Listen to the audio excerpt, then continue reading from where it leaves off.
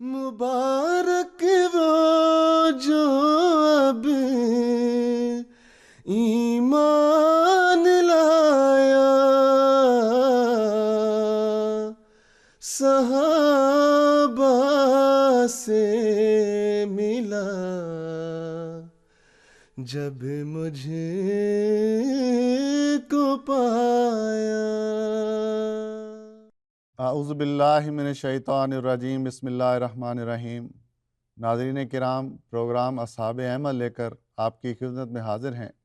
اس programme میں ہم حضرت اقدس مسیح موعود علیہ السلام کے صحابہ کا تذکرہ کرتے ہیں، اور آج کا ہمارا پروگرام حیدرآباد دکن سے تعلق رکھنے والے ایک عظیم المرتبہ صحابی حضرت میر محمد سعید صاحب رضی اللہ تعالیٰ عنہ کے بارے میں ہے۔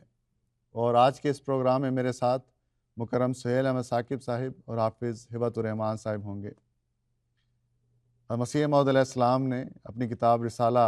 سراج منیر میں یہ لکھا ہے کہ حیدرآباد دکن جہاں ایک جماعت پرجوش مخلصوں کی تیار کی گئی،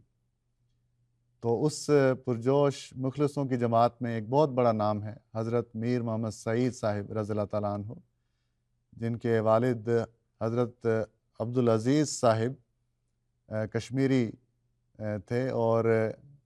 بہت ہی بزرگ اور نیک شخصیت تھی ان کی، اور لاکھوں تک ان کے مریدوں کا سلسلہ تھا۔ لیکن حضرت میر محمد سعید صاحب رضی اللہ تعالیٰ عنہ نے جب حضرت مسیح موعود علیہ السلام کی آمد کا سنا تو ان مریدوں کو چھوڑ کر آپ خود حضرت مسیح موعود علیہ السلام کی بیعت میں شامل ہو گئے، اور گو کہ آپ کے بیعت سے پہلے حیدرآباد دکن میں جماعت موجود تھی، لیکن آپ کے آنے سے حیدرآباد دکن میں کی جماعت میں ایک تیزی پیدا ہوئی، اور آپ نے اس کی تنظیم اور تشکیل نو میں بہت بڑا کردار ادا کیا۔ حیدرآباد دکن کے ایک ابتدائی صحابی جو کہ 313 میں شامل ہیں، حضرت مولوی ابو الحمید آزاد صاحب رضی اللہ تعالیٰ عنہ بیان کرتے ہیں کہ جب حضرت میر محمد سعید صاحب رضی اللہ تعالیٰ عنہ نے بیعت کی اور قادیان سے ہو کر واپس آئے تو بہت ہی ترقی نصیب ہوئی حیدرآباد دکن کی جماعت کو، یہاں تک کہ جو حاسدوں کا جو حسد ہے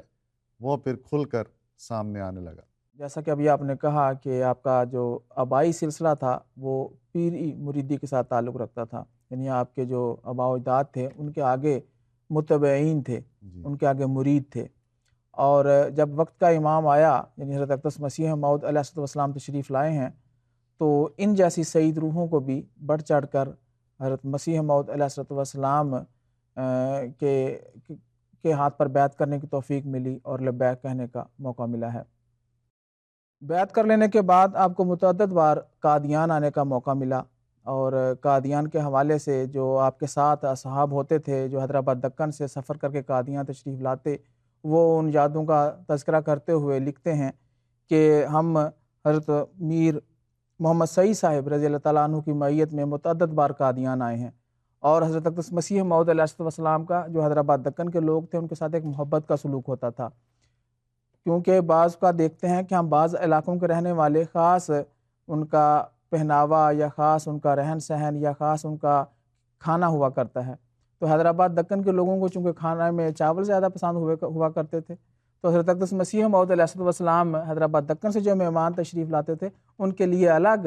کھانے کا انتظام کرتے، جس میں آپ کی جو مرغوب غذا تھی حیدرآباد دکن کے لوگوں کی وہ چاول تھی، اس لیے چاول کا خاص طور پر اہتمام ہمیں نظر آتا ہے۔ تو اس سے نظر آتا ہے کہ حضرت اقدس مسیح موعود علیہ السلام بھی اپنے اصحاب کے ساتھ کس طرح محبت اور شفقت کا سلوک کیا کرتے تھے، اور آپ کی چھوٹی چھوٹی ضروریات کا بھی خیال رکھا کرتے تھے۔ جی بالکل، یہ حضرت اقدس مسیح موعود علیہ السلام کی محبت تھی اور اپنے اصحاب کی تربیت کرنے کا ایک طریق بھی تھا، اسی لیے حضرت میر محمد سعید صاحب رضی اللہ تعالیٰ عنہ کو بھی اس فیض سے بہت دفعہ فیض یاب ہونے کی توفیق ملی ہے۔ چنانچہ اخبار الحکم میں بھی اس بات کا ذکر ملتا ہے، اور 1900 کے ایک شمارے میں اخبار الحکم میں یہ ذکر ملتا ہے کہ حضرت میر محمد سعید صاحب رضی اللہ تعالیٰ عنہ 6 ماہ کی رخصت لے کر حضرت اقدس مسیح موعود علیہ السلام کی صحبت سے فیض یاب ہونے کے لیے قادیان تشریف لائے، اور 6 ماہ تک حضور کے سائے میں رہے ہیں۔ حضرت میر محمد سعید صاحب ایک علمی شخصیت تھے اور عالم با عمل تھے،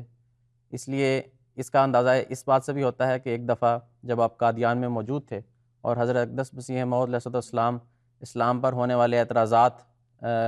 کے جواب کے سلسلے میں حضور نے فرمایا، اور حضور کے الفاظ یہ ہیں کہ ہم چاہتے ہیں کہ ہماری جماعت کے لوگ ان دلائل سے باخبر ہوں تاکہ کسی محفل میں ان کو شرمندہ نہ ہونا پڑے۔ میر محمد سعید صاحب حیدرآبادی اور یعقوب علی صاحب اور چند دوست ایسی کتابیں سوال و جواب کے طور پر تالیف کریں جو ہمارے مقاصد کے لیے ہوں اور مدرسے میں رائج کی جائیں۔ تو اس سے حضرت میر محمد سعید صاحب رضی اللہ تعالیٰ عنہ کے علمی معیار کا بھی پتہ چلتا ہے کہ حضور نے حضرت یعقوب علی عرفانی صاحب رضی اللہ تعالیٰ عنہ کے ساتھ ان کا نام لیا ہے اور کہا ہے کہ یہ کتابیں تالیف کریں جو ہمارے مدرسے میں بطور نصاب استعمال کی جا سکیں۔ اس کے علاوہ حضرت میر محمد سعید صاحب رضی اللہ تعالیٰ عنہ کو یہ بھی سعادت حاصل ہے کہ چونکہ آپ ایک دور کے علاقے سے تعلق رکھتے تھے، قادیان سے حیدرآباد دکن کا سفر تقریباً 2000 کلومیٹر کا ہے، تو اس زمانے میں بھی کئی دنوں کا سفر ہوا کرتا تھا۔ تو حضرت اقدس مسیح موعود علیہ السلام نے حضرت میر محمد سعید صاحب رضی اللہ تعالیٰ عنہ کو یہ اجازت عنایت فرمائی ہوئی تھی کہ آپ بیعت لے سکتے ہیں۔ تو یہ سعادت آپ کو خلافت اولیٰ میں بھی اور خلافت ثانیہ میں بھی اس کی اجازت قائم رہی ہے، اور آپ سلسلے میں داخل ہونے والوں کے لیے بیعت لیا کرتے تھے۔ اور یہ بہت بڑا اعزاز ہے کہ کسی شخص کو حضرت اقدس مسیح موعود یا وقت کا امام جو ہے وہ اس بات کی اجازت دے رہا ہے کہ ان کی نمائندگی میں وہ دوسروں سے بیعت لے سکیں۔ حضرت میر محمد سعید صاحب رضی اللہ تعالیٰ عنہ نہ صرف عالم تھے بلکہ تبلیغ کا بھی بہت جوش رکھتے تھے۔ جیسا کہ شروع میں ذکر ہوا کہ گو کہ ان سے پہلے حیدرآباد دکن میں جماعت تو قائم ہو چکی تھی، لیکن اس کی تنظیم نو میں اور اس کی تبلیغ میں بہت اہم کردار ادا کیا ہے۔ حضرت میر محمد سعید صاحب رضی اللہ تعالیٰ عنہ کی اس صفت کا ذکر اخبار بدر نے بھی کیا ہے کہ سینکڑوں لوگ آپ کے توسط سے سلسلہ احمدیت میں داخل ہوئے ہیں، اور اگر ہم ان کے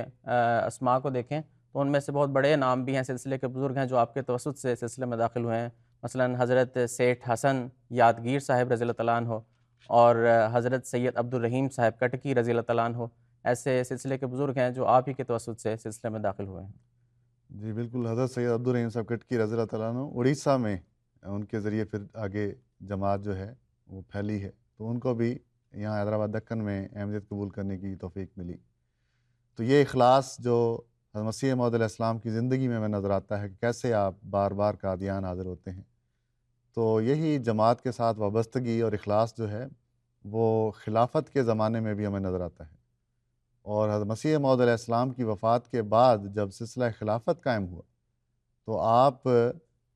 خلافت کے ساتھ ہمیشہ مخلصانہ طور پر وابستہ رہے۔ جب حضرت مسیح موعود علیہ السلام کی وفات ہوئی ہے تو آپ اس وقت لاہور میں ہی تھے اور جنازے کے ساتھ گئے ہیں، تو اس وقت چونکہ اللہ تعالیٰ نے القاء کیا دلوں میں خلافت کے لیے، تو آپ بھی ان لوگوں میں شامل ہیں جن کے دل میں پہلے یہ القاء ہوا کہ حضرت مولوی نور الدین صاحب بھیروی رضی اللہ تعالیٰ عنہ جو ہیں وہ خلیفہ بنیں گے۔ تو بلکہ حضرت مفتی محمد صادق صاحب رضی اللہ تعالیٰ عنہ نے انتخاب خلافت کے بعد یہ لکھا ہے کہ بعض دوستوں نے مجھے اپنی یادداشت دکھائی کہ انہوں نے لکھا ہے، اس میں حضرت میر محمد سعید صاحب رضی اللہ تعالیٰ عنہ مثلا لکھتے ہیں کہ ہم لوگ حضرت امیر المومنین خلیفہ رسول رب العالمین مولانا مولوی نور الدین صاحب ایدہ اللہ بروح منہ سے بیعت سنت کرنے کے لیے تیار ہیں۔ تو یعنی یہ خلافت کے ساتھ آپ کا تعلق ہے کہ اللہ تعالیٰ نے پہلے ہی آپ کو بتا دیا تھا کہ یہ خلیفہ ہوں گے، اور اس کے بعد پھر خلافت کی جو بھی آواز ہوتی اس پر لبیک کہتے۔ حضرت میر ناصر نواب صاحب رضی اللہ تعالیٰ عنہ بیان کرتے ہیں کہ میں جماعتی دورے پر حیدرآباد دکن گیا 1912 میں، تو حضرت خلیفۃ المسیح الاول رضی اللہ تعالیٰ عنہ نے حضرت میر محمد سعید صاحب رضی اللہ تعالیٰ عنہ کو لکھا کہ میر صاحب آ رہے ہیں، ان کا پورا خیال رکھیں اور ان کے ساتھ تعاون کریں۔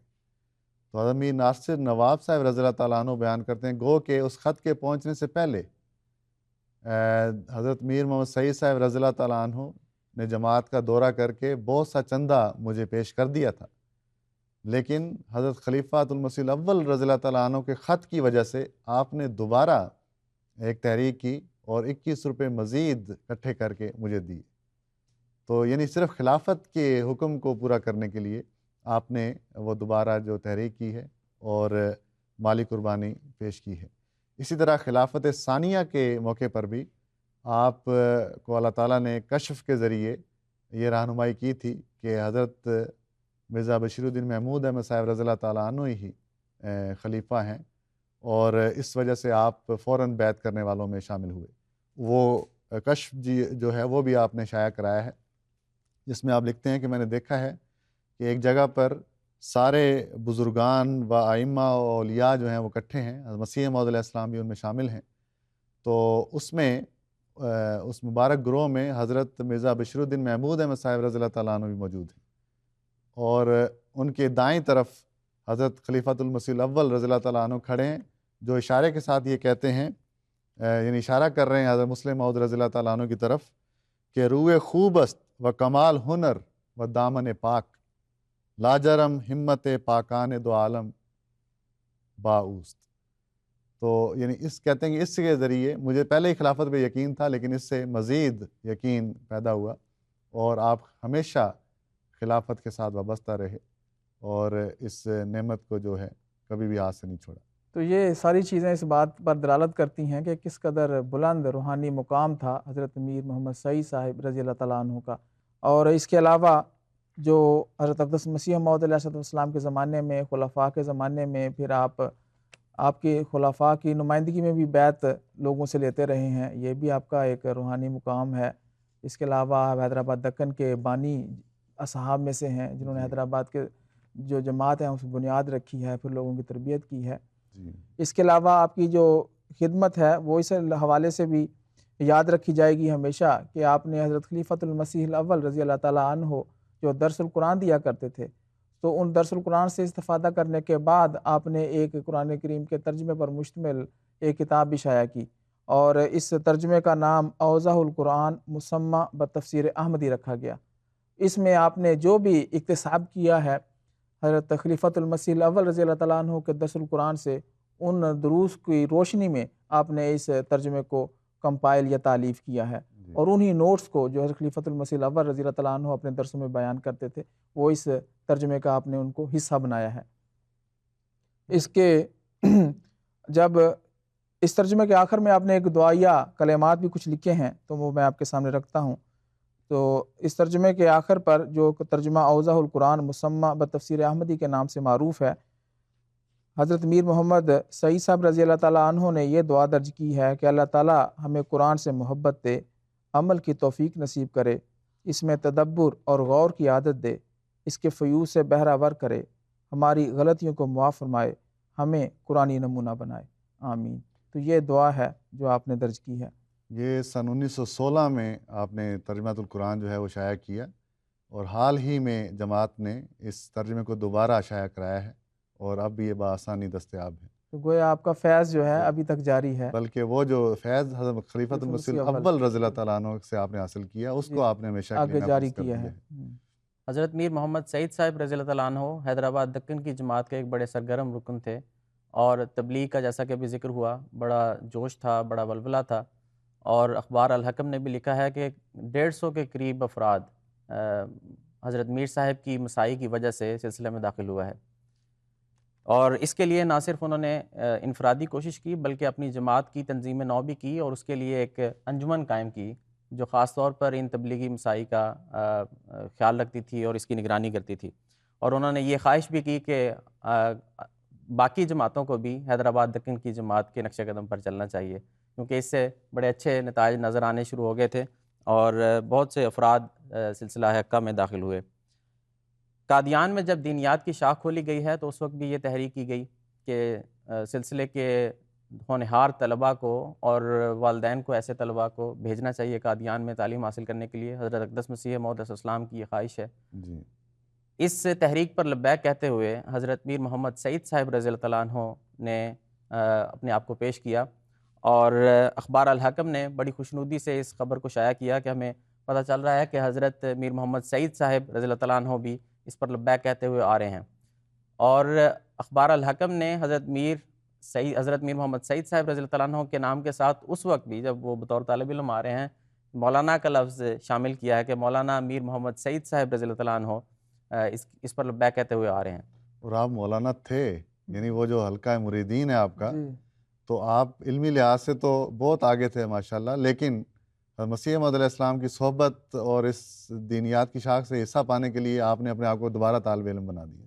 اور اس میں ہار محسوس نہیں کی۔ اور یہ بھی اس میں دیکھنے کے لائق ہے کہ اس سے پہلے حضرت اقدس مسیح موعود علیہ السلام یہ بھی ذکر فرما چکے تھے کہ حضرت میر محمد سعید صاحب رضی اللہ تعالیٰ عنہ بطور نصاب ایک مدرسے کے لیے ایک کتاب تالیف فرمائے. تو اس سے بھی آپ کے علمی معیار کا اندازہ ہوتا ہے کہ اس قدر علمی معیار تھا، لیکن پھر بھی آپ تعلیم حاصل کرنے کے لیے قادیان تشریف لائے ہیں. خلافت اولیٰ میں جب مدرسہ احمدیہ کی اور بورڈنگ کی عمارت کو تعمیر کرنے کی تحریک ہوئی تو اس کے لیے چندے کی ضرورت تھی. تو حضرت میر محمد سعید صاحب رضی اللہ تعالیٰ عنہ نے بھی اس کے لیے بھی بہت محنت اور لگن سے کام کیا ہے، اور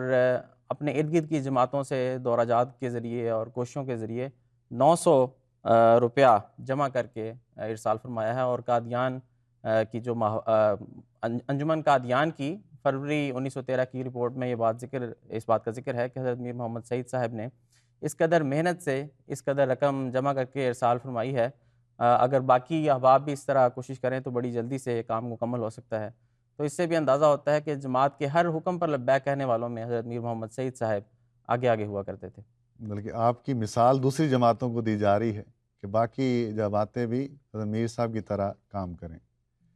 حضرت میر محمد سعید صاحب رضی اللہ تعالیٰ عنہ حیدرآباد دکن کی جماعت کے سب سے پہلے امیر ہیں، اور آپ کی عمارت میں ماشاءاللہ بہت ترقی کی ہے حیدرآباد دکن کی جماعت نے. تو آپ کے اخلاص کا ہم ذکر کر رہے ہیں کہ کیسے آپ مرکز کے ساتھ گہرے طور پر وابستہ تھے. مرکزی مہمان بھی جو حیدرآباد دکن آتے تھے ان کا بھی بہت خیال رکھتے تھے کہ یہ مرکز سے آئے ہیں، قادیان سے آئے ہیں. تو جن بزرگان نے حیدرآباد دکن کے دورے کیے ہیں ان کی رپورٹوں میں ہمیں یہ ذکر ملتا ہے کہ انہوں نے حضرت میر محمد سعید صاحب رضی اللہ تعالیٰ عنہ کے کردار کو بہت سراہا ہے. حضرت مفتی محمد صادق صاحب رضی اللہ تعالیٰ عنہ سن 1915 میں حیدرآباد دکن تشریف لے گئے. وہ بیان کرتے ہیں کہ اللہ تعالیٰ نے یہاں کئی ایک نمونے قائم کیے ہیں، یعنی ہر احمدی یہاں کا جو ہے وہ جماعت کا ایک نمونہ ہے اور ایک عمدہ مثال ہے. لیکن خاص طور پر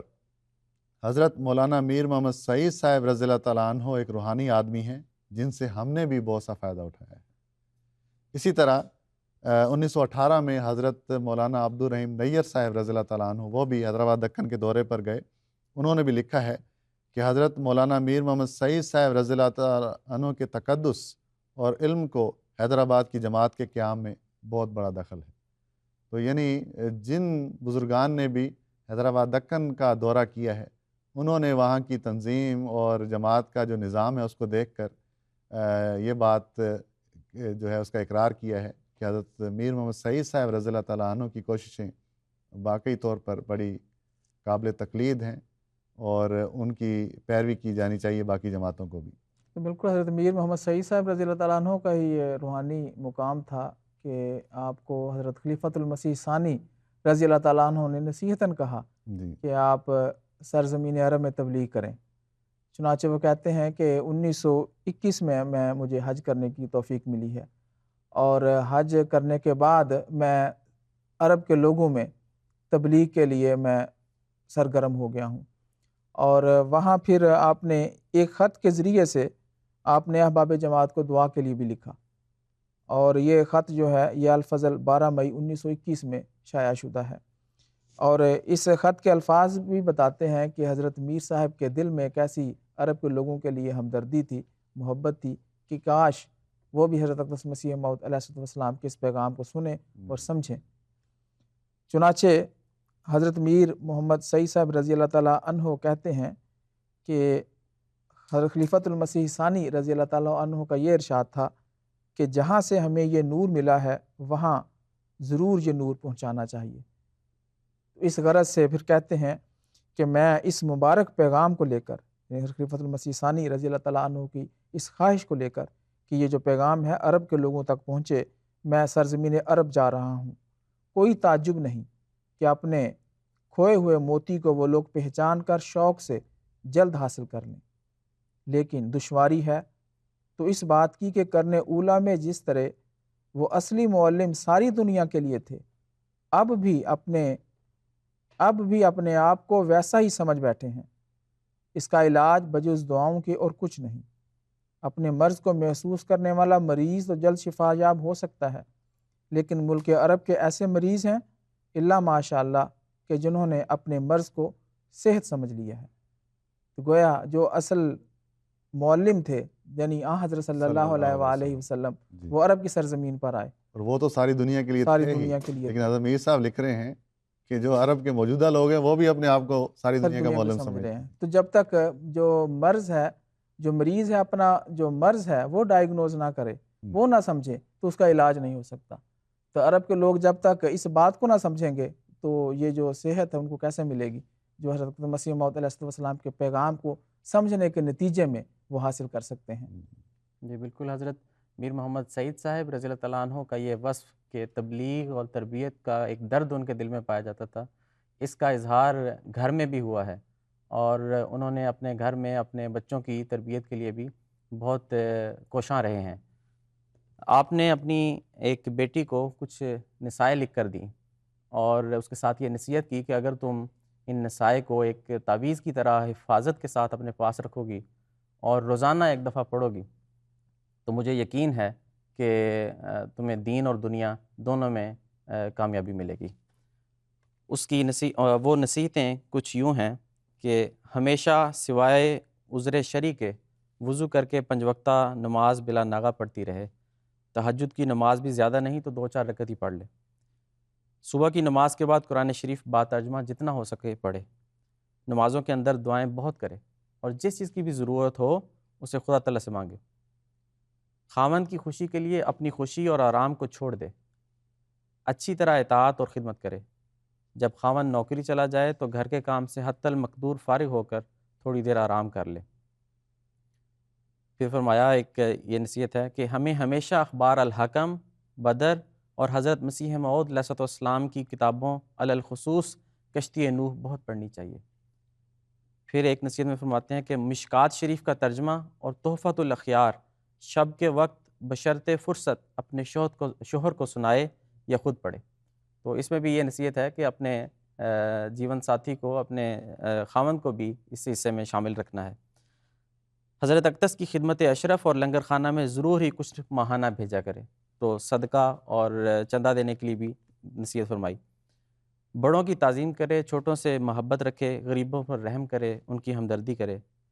اور آخری نصیحت یہ تھی کہ مرتے دم تک پارسائی اور تقوی کے ساتھ رہے۔ تو یہ وہ چند نصائح ہیں جو انہوں نے اپنے بچوں میں بھی، اپنی بیٹی میں بھی، یہ اپنی بیٹی کو غالباً ان کی شادی کے وقت، رخصتی کے وقت یہ لکھ کر دی ہیں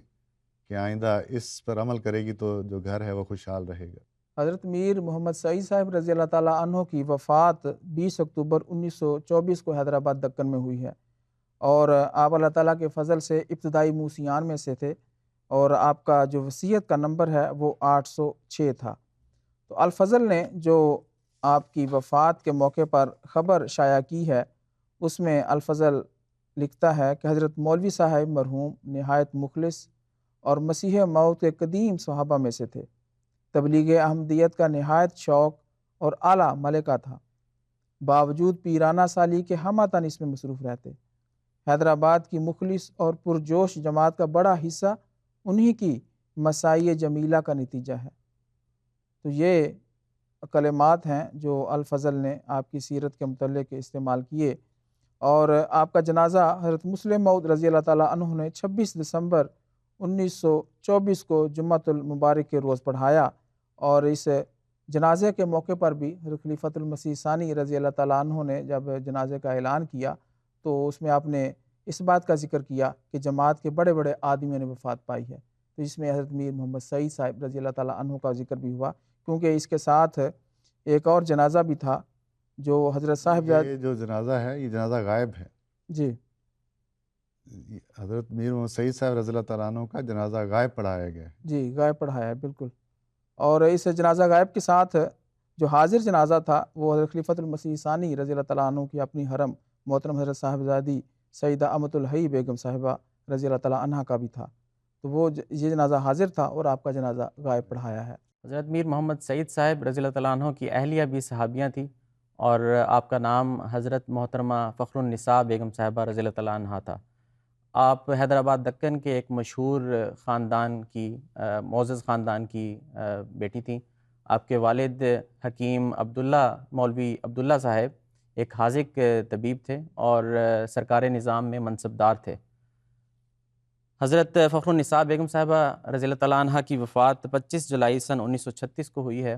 اور حضرت مسلم موعود رضی اللہ تعالیٰ عنہ نے آپ کا نماز جنازہ پڑھایا ہے اور عذرائے شفقت حضور قبر تک تشریف لے گئے ہیں۔ آپ کی بیٹی محترمہ امت اللہ بشیرہ بیگم صاحبہ نے آپ کا ذکر کرتے ہوئے یہ لکھا ہے کہ مرحومہ اکثر فرمایا کرتی تھیں کہ میں نے اپنے خاوند کا ساتھ دینے کے لیے یا ان کو خوش کرنے کے لیے بیعت نہیں کی تھی، بلکہ جب تک صداقت پوری طرح منکشف نہیں ہو گئی اس وقت تک میں نے بیعت نہیں کی۔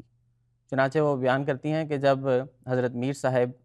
قادیان سے بیعت کر کے تشریف لائے ہیں تو آ کے انہوں نے مجھے بھی تبلیغ کی ہے، یعنی اپنی اہلیہ کو انہوں نے تبلیغ کی کہ تم بھی احمدیت میں داخل ہو جاؤ، جی تو لیکن انہوں نے بیعت نہیں کی، تو اور انہوں نے کہا کہ